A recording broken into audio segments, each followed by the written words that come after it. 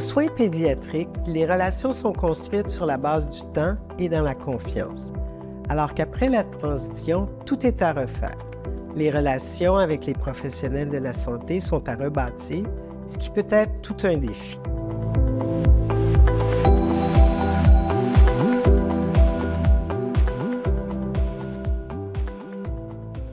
Ici, à Sainte-Justine, il image beaucoup ce qui se passe dans ton corps, ta condition, ou si jamais tu as des opérations à faire. C'est tout le temps bien expliqué, bien imagé. Même, c'est déjà arrivé, là, il y a un médecin qui m'avait fait un dessin. Littéralement, il m'expliquait un peu plus imagé, là, mettons, les globules blancs, il va appeler ça les soldats. Fait que là, il va expliquer, tes soldats, ils vont faire ça quand il va arriver ça. C'est vraiment plus le fun de bien comprendre ce qui va se passer ou ce qui se passe dans ton corps. C'est sûr que cette relation-là de confiance, de confort surtout, parce qu'il y a un confort, veut pas, qui vient à s'installer, ben tu la perds quand tu transfères de système parce que il est juste pas conçu de la même façon. Puis cet aspect de proximité-là que tu as avec les professionnels, ben malheureusement, peut pas être existant dans un système comme celui qu'on va avoir chez les adultes. Donc, je pense que c'est toute une question de concept. Il y a toute une question de mentalité aussi, puis de comment le système est conçu. Mais je pense que le facteur numéro 1 de confiance puis de confort vient à être perdu malheureusement par rapport à comment le système est malheureusement fonctionnel en ce moment. J'ai eu de la misère à faire confiance à mon médecin au début ici. Puis on m'a fait parler à une travailleuse sociale qui m'a aidée justement à prendre un peu comme confiance au médecin. Puis je dirais que le fait d'avoir une travailleuse sociale pour essayer de fusionner la relation avec le médecin, là, ça l'a vraiment aidé à faire cheminer mon dossier, en fait, parce que j'étais vraiment pas ouverte à parler avec mon médecin. Pour moi, c'est comme vraiment, c'est comme si c'était ma deuxième famille. C'est vraiment, pour moi, c'est ça la relation, ça devrait être. Et si c'est pas comme ça, c'est parce que la chimie marche pas entre nous, notre entente n'est pas, je sais pas, peut-être t'as dit quelque chose que j'ai pas aimé, donc, ou je sais pas, des fois ça marche pas, c'est normal, mais ça serait bien. Faut essayer. Faut essayer, c'est toujours bien avoir mais quand t'as une bonne relation avec le docteur, mais le docteur, c'est plate à dire, mais des fois, il va être plus impliqué. Il va plus t'informer, c'est là où tu te rends compte que, bon, mais si je suis comme ça avec lui, puis je suis comme ça avec les autres, mais tout va bien aller après. Mais bon. Puis des fois, dépendamment des rendez-vous, ça peut donner envie de le voir quand tu as une bonne connexion avec lui. Ce qui est mon cas vrai.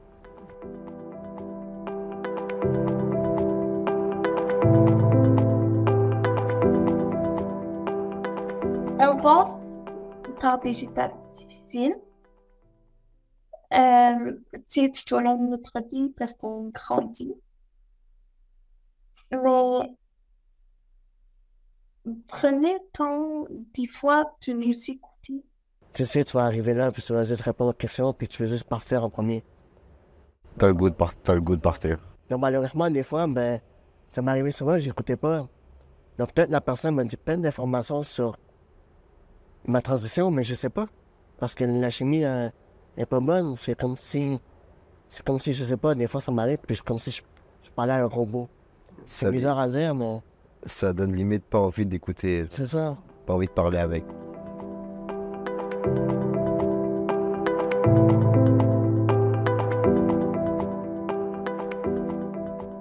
Relation professionnelle de la santé, ça veut dire que tu es à l'aise de lui parler de tes inquiétudes par rapport à la maladie, en fait. Que tu sois à l'aise à lui poser toutes les questions qui passent par la tête concernant la maladie. Quand un médecin se souvient de toi et qu'il se souvient de toutes les étapes que tu as passées, c'est vraiment beau, là. Tu te sens quand même importante quand tu vois que ton médecin, tu le rencontres et il est comme, hey, je trouve que tu as vraiment évolué d'une belle façon puis que ça va vraiment bien. Fait que c'est quand même encourageant quand on voit son médecin de se faire encourager comme ça là, pour continuer justement dans la maladie. Justement, dans le début des adultes, ce qui aurait pu être bon, qui aurait pu plus créer un lien, entre guillemets, entre le patient et le médecin, ça aurait été de faire une continuité de rendez-vous aux 6 mois pendant tant de temps, mettons 2-3 ans. Fait que comme ça leur aurait appris à autant connaître le docteur, puis le docteur, ça leur aurait appris à connaître le patient, puis tout son gabarit, là, à cause que souvent, ceux qui ont des maladies chroniques, ils ont un gros dossier qui peut être très compliqué et très long. Dans mon cas, il était très long et très compliqué. Fait que, ça va permettre au docteur de prendre conscience de l'ampleur que le patient vit. Ben, j'ai l'impression que c'est plus un travail d'équipe aux adultes, comme ils prennent vraiment mon avis, comme mon opinion en compte. Puis, je prends en partie les décisions selon ce que le médecin me recommande. C'est plus des recommandations que des obligations. Pour moi, le seul truc que je peux dire aux personnes de la santé, c'est pour toi, fais comme si que tes patients, c'est ton enfant qui est devant toi.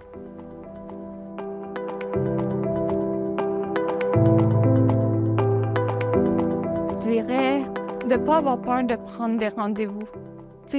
D'en prendre le plus que tu peux. Si c'est eux, souvent aux adultes, ils vont en prendre plus aux 1 an, 1 an et demi, 2 ans. Mais toi, vu que tu as la permission, t'es le patient, tu peux prendre quand tu veux tes rendez-vous, les prendre justement pendant un petit bout de temps aux 6 mois, puis que tu puisses apprendre à mieux connaître ton environnement, plus connaître tes médecins et surtout l'environnement, puis c'est les différences entre les hôpitaux pour jeunesse, qui est hôpital pour enfants, et les hôpitaux pour adultes, parce qu'il y a quand même une grosse différence.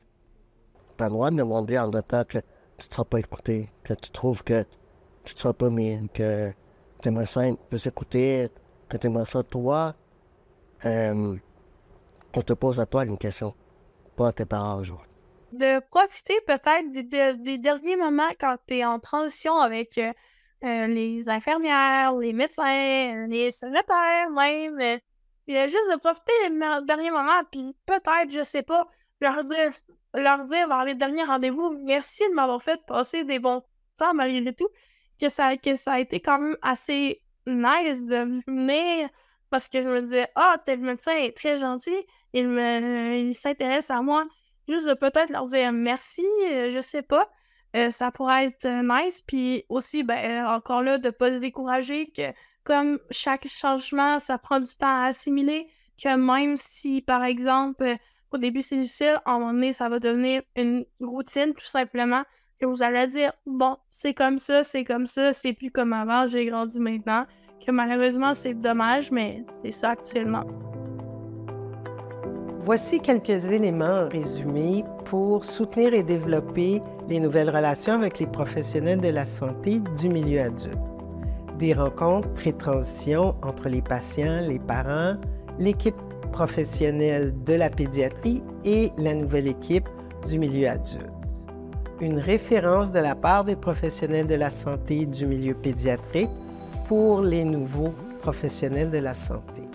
Et surtout une collaboration entre les professionnels des deux milieux.